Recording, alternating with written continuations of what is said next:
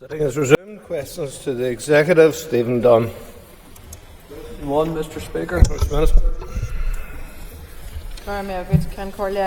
We welcome the publication of this report on the 6th of March. It provides important data on areas that are key to the well-being of our population, such as loneliness, levels of happiness and anxiety, and whether or not people think the things that they do are worthwhile.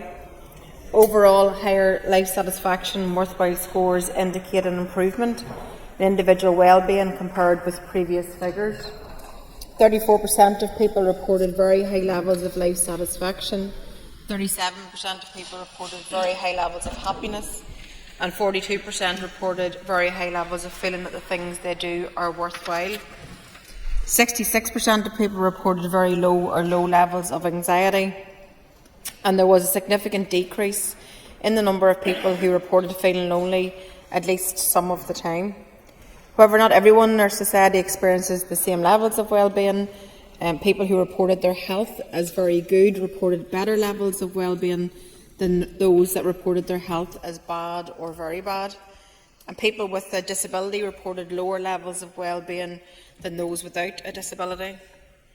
People living in the most deprived areas reported the lowest levels of individual well-being compared with all other areas.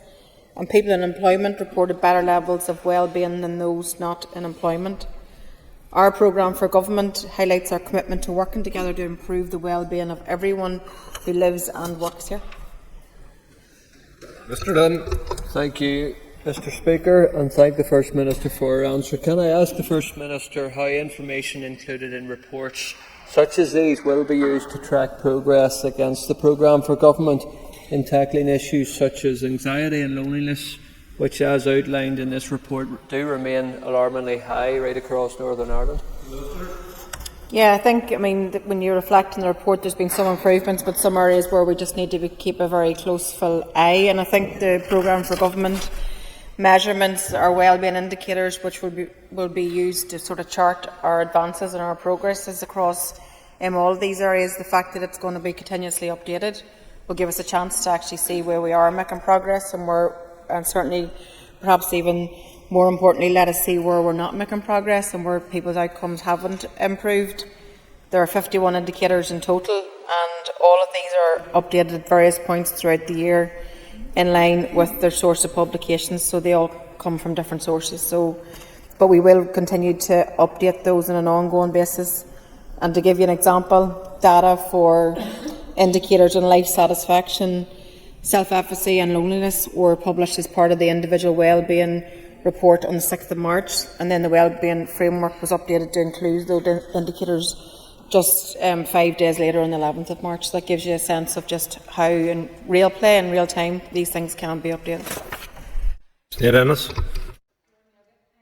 And I thank the First Minister for her answers. Does the First Minister agree that the programme for government is a key statement of intent from the Executive to work together to improve people's lives? Mr. Yes, I certainly do. It is our effort together to work together to share an ambitious programme for the Executive. The PFG itself has been designed to make things better, to improve people's lives, to improve their lot, to do better in areas of health and tackling waiting lists, our environment and childcare, on growing a globally competitive economy, providing more social and affordable homes and sustainable homes built in safer communities, ending violence against women and girls, and much more. But that's going to require a collective focus and sustained commitment if we're going to deliver the real and positive differences to people's lives here. And that's what I believe we're all ultimately here to do. There will, of course, be tough challenges ahead, financial challenges ahead, but sure, we know all of that also. But we can, and indeed we must, make a real difference to improving people's lives, and that's why our focus is now all about delivery. And for my part, I want to continue to work with all around the Chamber and across our Executive to deliver the positive change that people want to see on the issues that matter most to them and their families.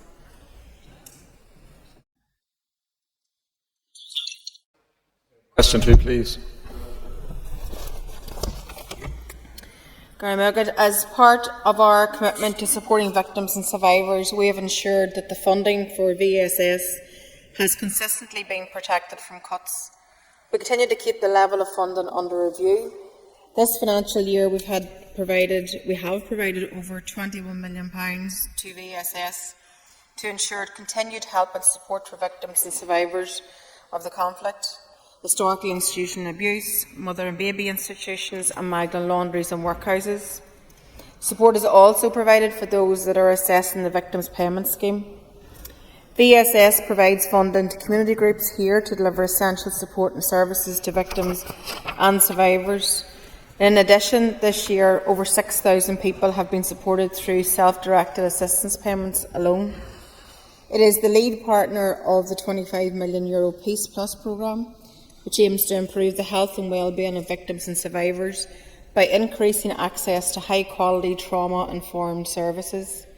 VSS is now engaged with our officials in preparation for a new victim support programme from April 2026. This programme will allow support and services provided by VSS and its community partner organisations to continue, and also it will play a vital role in achieving the outcomes outlined in the Victims and Survivors Strategy. Thank you. Thanks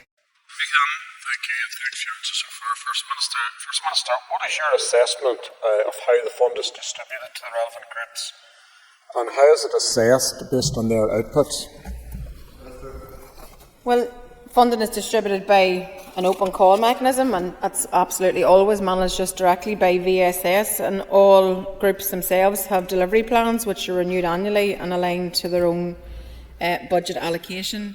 The plans themselves are then agreed with VSS, and delivery is monitored by VSS on a quarterly basis. So I think there's a fair degree of oversight in terms of how the funding is delivered to all those groups out there that are on the ground providing excellent services to support victims. Michael Brogan. Thank the Minister for her answer so far. Can the First Minister provide an update on the appointment of a new chair and board members of the VSS, please? Thank you for that, and I can confirm my commitment that we want to get this done as quickly as possible. In terms of the appointment of a new chair and board members for the VSS, interviews for the posts concluded on the 11th of March. We received an unranked list of successful candidates at the end of March as per the Capani Code, and then in June we were issued a list of our preferred candidates to our officials, and candidates were informed by HR Connect that they'd been successful. And then by the 8th of August all pre-employment checks were confirmed to have been completed, and we were provided with completed political activity forms and draft formal appointment letters for our signature.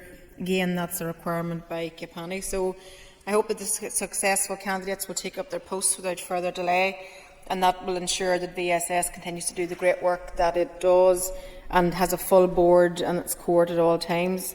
My commitment is to get this done as quickly as possible. Paula Bradshaw. Please.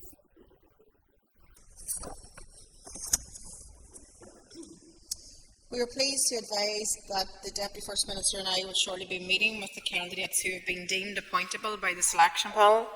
The appointment of a new Commissioner is essential to inform the development of policies and to help ensure the longer-term needs of victims and survivors are represented by a strong, independent voice. As we have previously informed members, the appointment process is regulated by the Commissioner for Public Appointments, and as such it must comply with the Code of Practice for Ministerial Public Appointments. Bradshaw. Speaker, and thank you, First Minister. I suppose I asked the question in the context of the work of the Northern Ireland Office, UK Government, at the minute around the replacement to the Legacy Act, and I just feel that this Commissioner and the people that he or she works with will have such a pivotal role in terms of what should be coming forward in terms of amendments to that. So I'm just wondering if there's any talk about that being specific to this role. Thank you. No, I think we've got an opportunity, and as I said, we're at the end stage of the appointment process, and the Deputy First Minister and I will be interviewing in the coming weeks, and I think that allows us then to make a successful appointment and let that person get on with doing what they believe is right in terms of the needs of our victims and survivors community here. And I think that's really, really important, as the member is very aware in her role as committee chair. I mean, the role of the Commissioner is so vitally important, particularly in terms of advocacy, history and education, and also young people, and it's very much about improving the lives of victims and survivors, but it's also equally about making sure that the services that are in place at this moment in time are always fit for purpose. So there's a huge interest for the new appointee, but I look forward to us getting to the point where we're able to make that appointment as quickly as possible. Shane.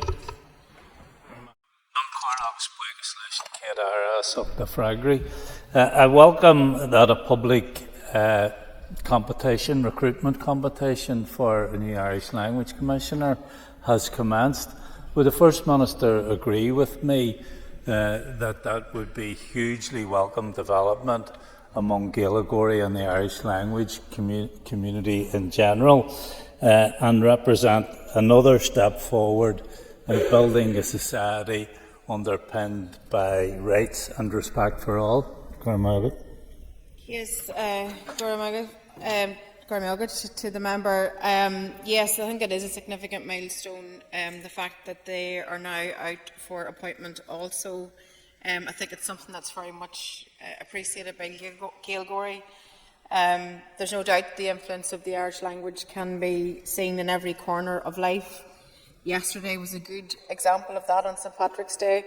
All the celebration right across every corner of society, community groups, media, arts, education, politics. It's very much a living language and very much everywhere is Teanga Bio, and Gaeilge. But the Irish language does belong to us all, and for my part I want to continue to work hard to promote its development, but also to build on the real and tangible progress that we have made in our society. I can also confirm that, I'm very glad to confirm that the other competitions to recruit the Director and other members of the Office of Identity and Cultural Expression and the Commissioner for Ulster Scots and Ulster British Tradition are now launched as well. And each Commissioner will play a leading role in enhancing and protecting the language in our public services and everyday life. So I look forward to that coming to fruition as we seek to build a society that's underpinned by rights and respect for all. And I should just add, in terms of, in the vein of commissioners, we've also launched the Commissioner for Older People, again something that was very much welcomed, and I know that members of the House would want to welcome that also as well. Mr McGildy. First and Deputy First Minister, when previously asked about the appointment of a Commissioner for Victims and Survivors, we were told it would be early next year. Now that we're into the third month of the year, can you confirm that there will be an appointment before summer recess? As I said in my initial answer, we are now at the process where we're able to move to interview stage. So we're very close, we're very much at the end of the process, and I look forward to us getting the appointment over the line and getting it announced in the coming weeks. Thank you very much, Mr. Speaker. Question number 5. The establishment of a memorial is the final outstanding recommendation of the Hart Report, and we remain committed to its implementation. Following our engagement with the 4 main victims and survivors groups, we are pleased to confirm that there is support for fulfilling this recommendation through a memorial plaque here in Parliament Buildings. We will be writing to the Speaker seeking approval to progress this and are grateful for his support to date. We also recognise that some survivors wish to see a broader programme, including localised memorials. Officials have spoken to local authorities, and we've also sought input from representative groups and those that are not associated or affiliated with any particular group. And once potential locations are confirmed, we're going to work with the Arts Council on ensuring that the views of victims and survivors are very much central to designing the memorial. Mr Dixon. Thank you very much, and thank you, First Minister, for your answer to the question. Minister, given that some of those groups, as you've said, are not happy or comfortable with the proposals, can you indicate to us just how your office will take into account the sensitivity and breadth of concerns expressed by victims and survivors? Minister. I can assure you that we'll do everything that we can to make sure that their views are taken on board. These are people that have been failed at every turn over the years, and it's important that we get this right. And we've committed, both the Deputy First Minister and myself have met some of the groups, we've met individuals, and we want to continue to engage with them because their voice is absolutely crucial, and we must get this right in terms of this remaining part of this jigsaw in terms of the memorialisation. So I think we're making some strides forward in terms of the memorialisation in this building itself, but then there's that wider area where we're going to work with the Arts Council to look at what other form of memorial would be appropriate, because there are differences, as the member has recognised. Some feel like an education programme perhaps is the best way to go. Some feel that plaques are appropriate. Everybody will have a different view, but we must make sure we have a forum where everybody's view will be heard, and I can give you that assurance that's the determination of the Deputy First Minister and myself. I thank William, thank you, First Minister, for your answers, and I'm glad to hear that there is potential for a wider programme. Can you detail how the victims and survivors will be, how their voices, you will ensure how their voices will be heard and that they are engaged right throughout that widening of the programme? Yeah, so as I said, both the Deputy First Minister and myself have met with some of the groups because we do want them to know that they are being heard in our office, and that as we advance the memorialisation, that we're doing so in a way that is something that's going to be received well by themselves, and it makes a difference to themselves and their own experience. So we are going to ensure that their voices are heard. We're going to, as I said, we've made a progress here in this building, but in terms of next steps, officials are going to continue to engage directly with victims and survivors through the representative groups, but also through direct outreach to those that are not affiliated with any of the groups. But we also envisage that the additional element to all of that will be that the Arts Council itself will provide a structured forum for victims and survivor input. So therefore they get to help to shape what is the final memorial and what it might look like and what form it might take, what the wording may perhaps be. So they will be part and parcel of helping to shape memorials in a way that reflects their own personal experience and their own wishes. So I think that we would hope that that sort of broad approach will be the best way in which we can ensure that the widest possible range of voices are heard as we develop these plans further. John Buckley. Thank you, Mr. Speaker. Question number 6. The Programme for Government 24 to 2027 acknowledges that we must work together across government and society to end the epidemic of violence, abuse and harm against women and girls. Our long-term focus is on early intervention and prevention. We've already made significant progress in the steps we committed to undertaking in the Programme for Government itself. We've launched the EVOG Change Fund, representing a £3.2 million investment for community and voluntary sector organisations, and also grassroots communities in partnership with local councils. We've also launched the Power to Change campaign with partners in justice and the PSNI to challenge unacceptable attitudes and reduce harmful behaviours of men and boys. We've also established key sectoral working groups to improve outcomes for women and girls in education, workplace and social and nighttime settings.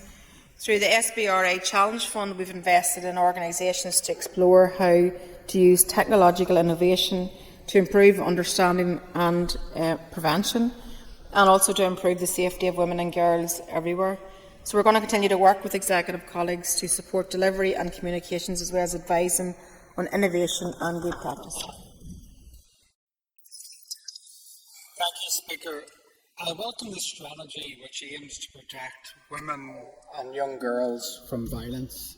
Today's society poses many real threats to women and young girls, including from those biological males who masquerade as females.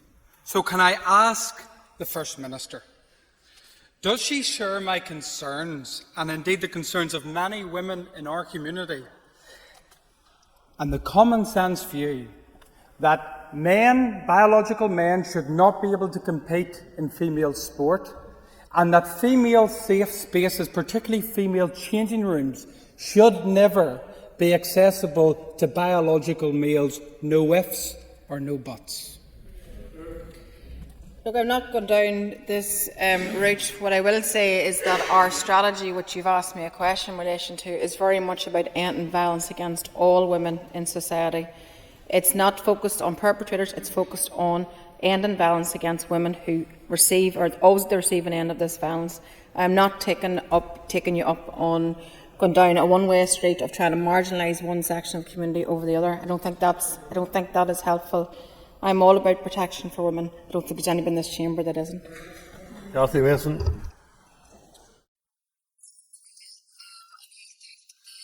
Minister for your answers. Can the First Minister please provide an update on the End of Violence Against Women and Girls Change Fund? Yeah, thank you to the member for the question. So I can confirm that the £3.2 million has been allocated to the Change Fund, and that comes under two different strands of work, both of which launched in January and will assist both local groups and organisations, as well as 8 community and voluntary sector expert organisations in their work to end violence against women and girls.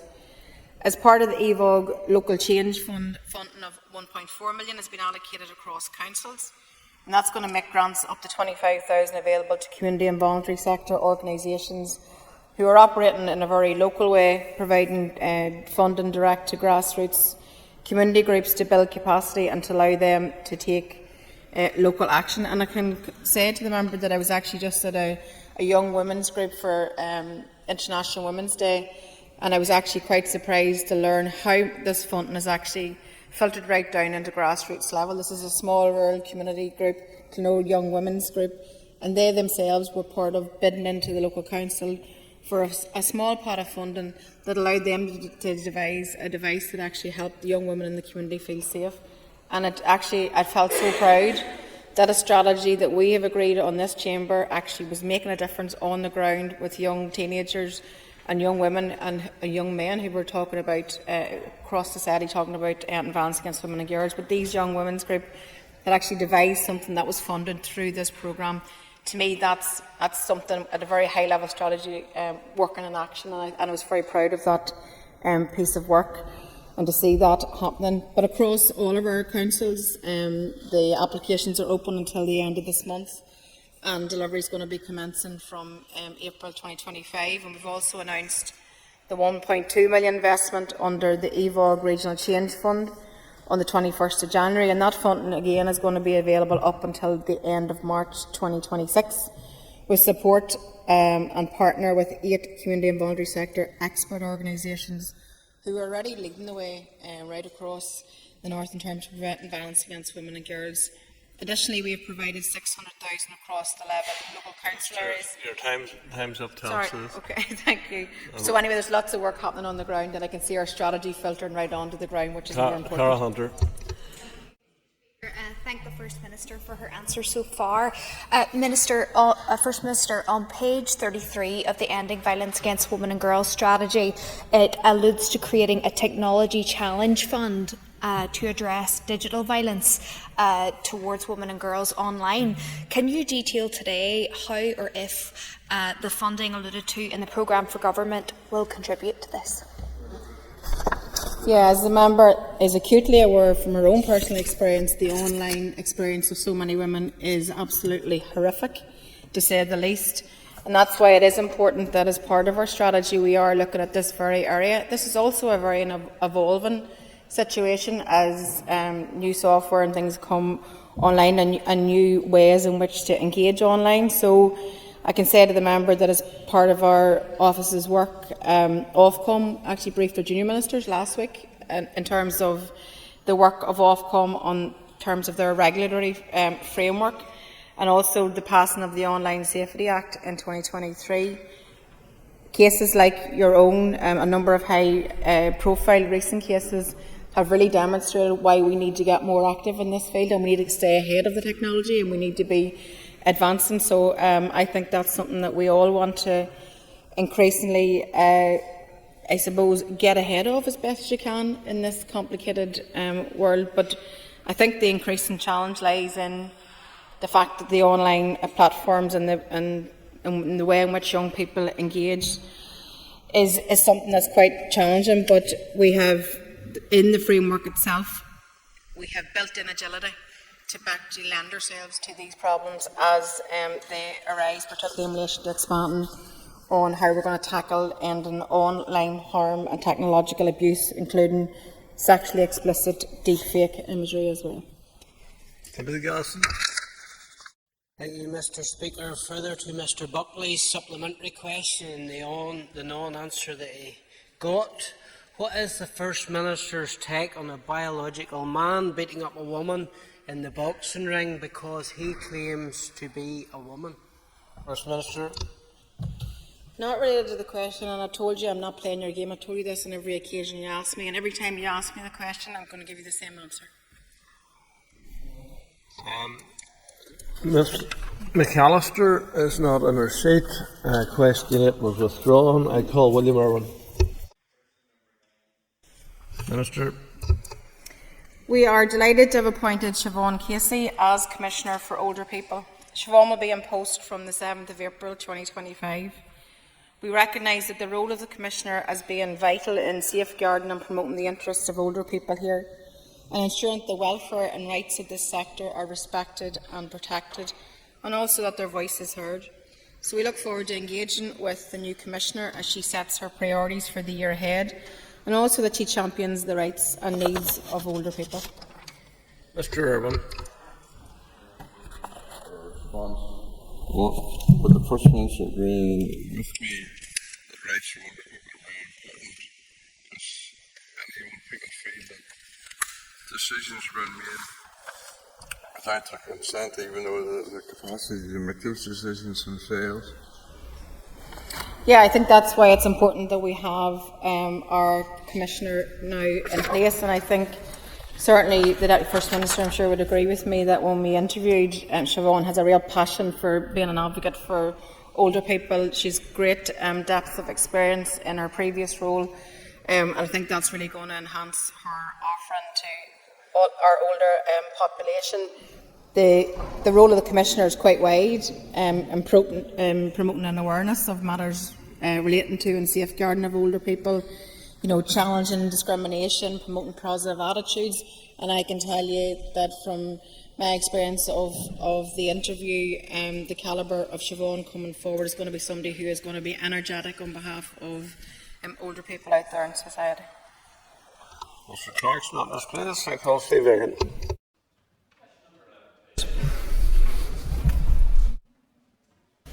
The Executive Office has led an effective and coordinated local humanitarian response to support those arriving here following Russia's invasion of Ukraine. To date, we have welcomed even over 3,400 Ukrainian citizens under the visa routes established by Westminster. Our department has ensured appropriate safeguarding checks have been undertaken to allow arrivals to be welcomed in the homes of local sponsors, and indeed to ensure the sponsors themselves are supported. Each arrival has received a £200 immediate cash support payment, and eligible hosts have received monthly thank you payments. Over 689,000 has been paid in immediate support, and more than 5.1 million has been paid to more than 1,000 hosts. The department has also facilitated and coordinated support provided by other key departments, statutory bodies and voluntary and community sector organisations in vital areas such as health, education, benefits and immigration advice. Officials are also in regular contact with the Ukrainians and ANI community group. Dr. Aiken. The Minister will be aware of the reason why we have so many Ukrainian refugees is because Russia is attacking them, and there's nearly daily air attacks. Could the Minister reflect on her remarks when she said she was incredulous that we were going to support the Ukrainians by giving them the opportunity to defend themselves? And does she not think that goes counter to actually what she said in the first place on her first question she was answering me about the Ukraine? How could it possibly be incredulous? Well, I stand over my remarks. I'll repeat them for you again today. I think, look, there's no escaping the fact that Russia's invasion of Ukraine what it's meant in terms of the devastation that's left behind. We all witness that every day, and we all want it to come to an end. It's a flagrant breach of international law, but the best way to end these things is actually with diplomacy, to create a situation where we have a lasting peace. I think that's very, very important. I want to see genuine engagement. I want to see constructive dialogue. I want to see an end to the conflict. I want Ukrainian people to be living in their homeland happy and peaceful and prosperous. That's unfortunately not where we are today. So at a time whenever the world is in flux, at a time whenever we're looking at a rearmed Europe, at a time whenever today we're discussing welfare cuts to people who have disabilities, people who are sick, but the British government can't find money to support them, but they can find money to arm. I don't think that is the right approach for anybody to take. Phil Guy.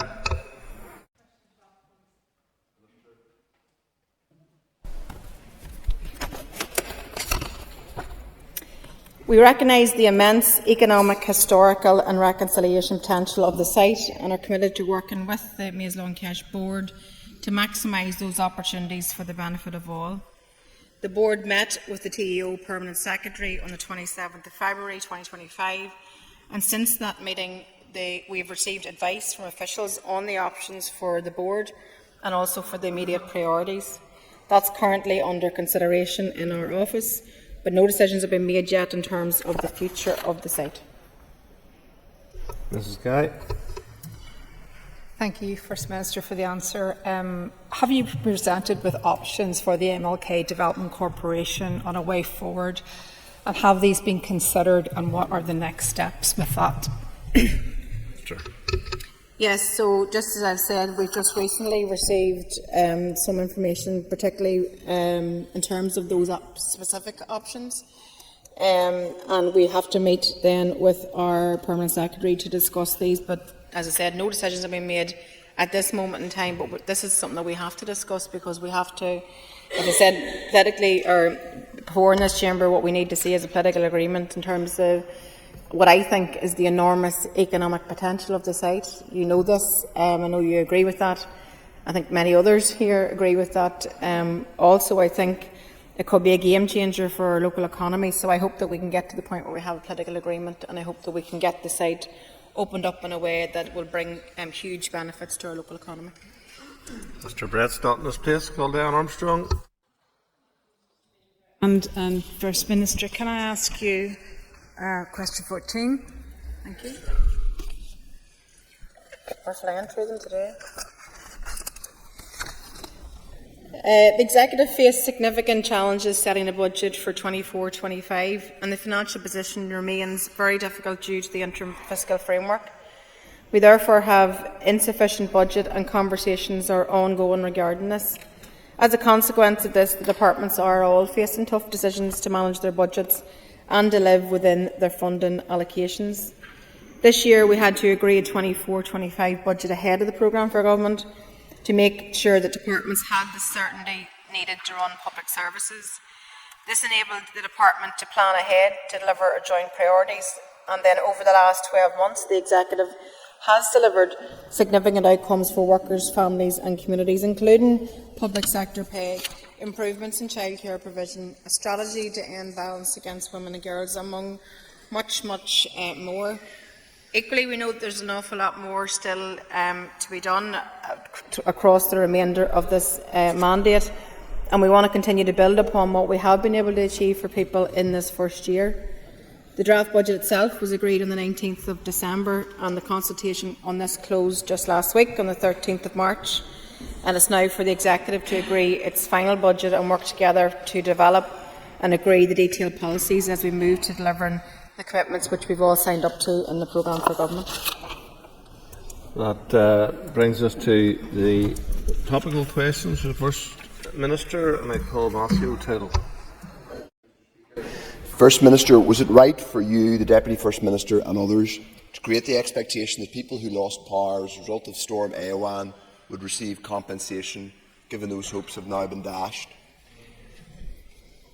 It was right for ourselves to make the good, strong and articulate case for why people needed to have compensation. Unfortunately, that is not how it has transpired.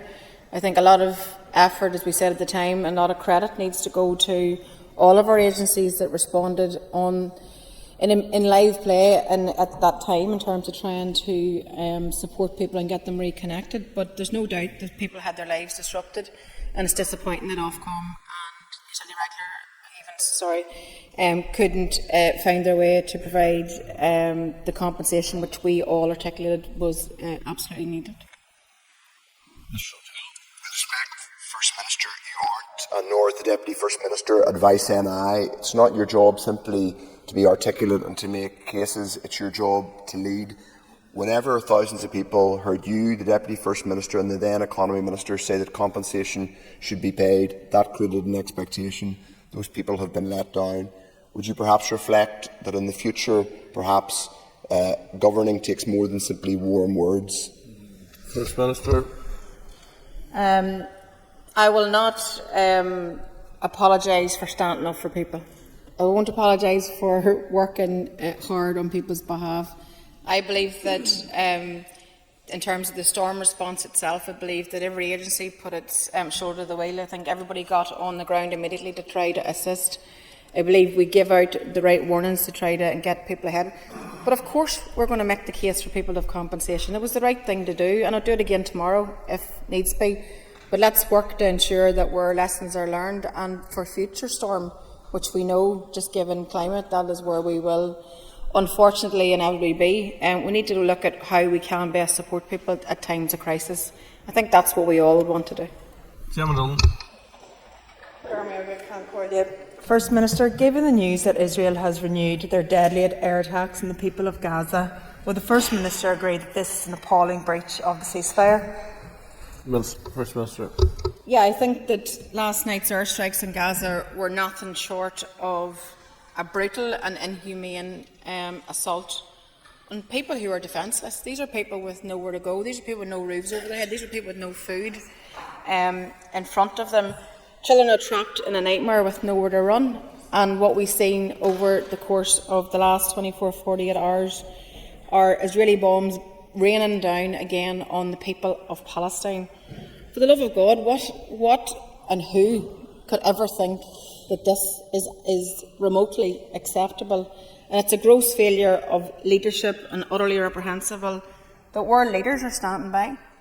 World leaders, including in the United States, standing by and nearly in some ways cheerleading what Israel are doing in Palestine. So I think that what we've witnessed over the course of the recent day has been another act of genocide on the part of Israel, another act to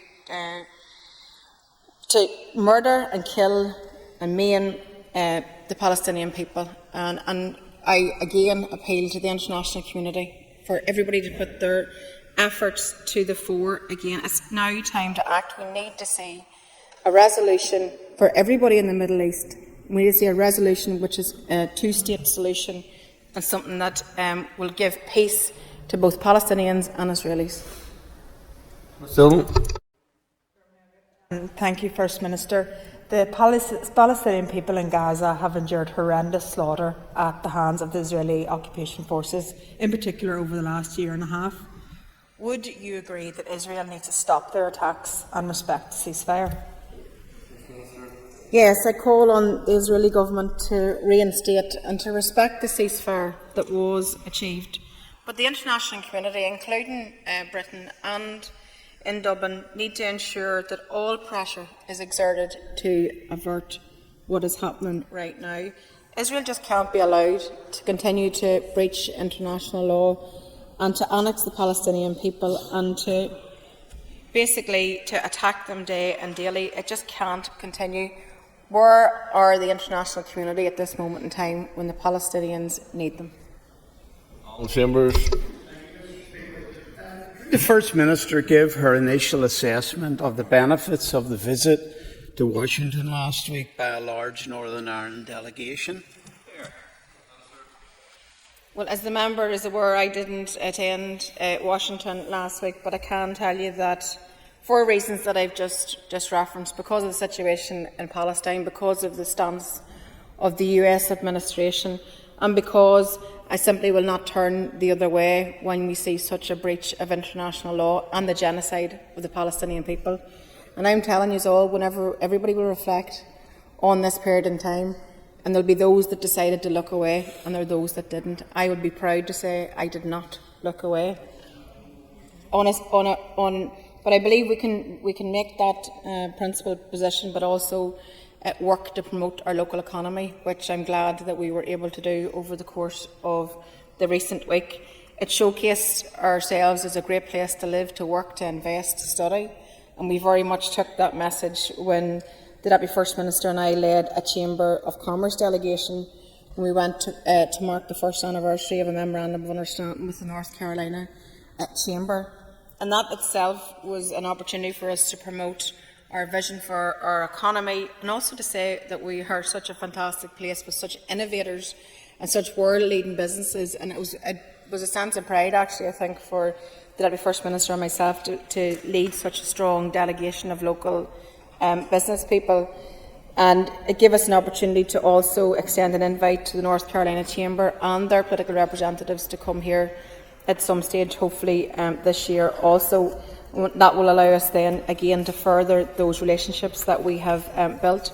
And as you know, the Deputy First Minister then went on to Washington and carried out a whole programme of events, and again with those messages in terms of us being a great place for investment and a great place to, with great agility and a small community that actually can be very much the world leading in the fore of many, many areas. Mr. Chambers. Focusing on the economic benefits, would the Minister agree with me that her full attendance in Washington in her position as a First Minister for all would have added value to the visit? I'm content with the decision that I made, as I'm sure the Deputy First Minister is also content with her own decision. And can I thank the First Minister for the principled stance that she took in terms of the events that she didn't attend, but in terms of following on from the previous speaker, can the First Minister maybe outline in detail her recent trip to North Carolina? Yeah, as I said, it was a real pleasure to visit North Carolina with the Chamber, and for us to have the opportunity to lead that delegation of local business leaders, where we had the chance to set out our stall to some of the world's leading businesses. We took this opportunity to showcase the strengths of our economy, and we do have a really, really good story to tell, and a very, very positive story to tell. An incredibly talented workforce. We made the case for why they should invest here at home. Some of the businesses that travelled on the delegation are world leading in innovation and the work that they do. So it was very much about attracting major investment. It was about creating those better jobs here. And it was about delivering exciting opportunities for people, because that's a priority which we've set out in our programme for government. So I think North Carolina was absolutely well worth doing, and I look forward to other international visits that align with what we're trying to do for our own local economy here. Mr. McGuigan. I asked the First Minister, will she continue working to promote the North as a vibrant place to live, work and invest in? Yes, I am absolutely determined, as is the Deputy First Minister and our entire executive, I believe, to continue to promote our wares here, to sell what we have on that international front, because we have great people, we have a happy population, we have a talented workforce, we have a young, strong cohort coming out of our universities. We just have a very skilled population base. So the story that we tell is a good story and something that resonates very well on that international stage. So I think when we look towards the future, growing our economy, we look towards what are our opportunities, we equally look towards what are our challenges, and tariffs is probably up there with those at this moment in time. But I think the enormous opportunity that we have ahead of us in terms of creating more jobs and bettering people's lives, because we have that unique access to both markets, both the European and the British markets, and we have a thriving all-island economy. So all those things puts us firmly on the map as it's a great place to live and to invest and to do business, and that's something that I am wholly committed to. So I hope that we can continue to keep working together to maximise all of this potential, and I've no doubt that we will do so. Colin McGilvray.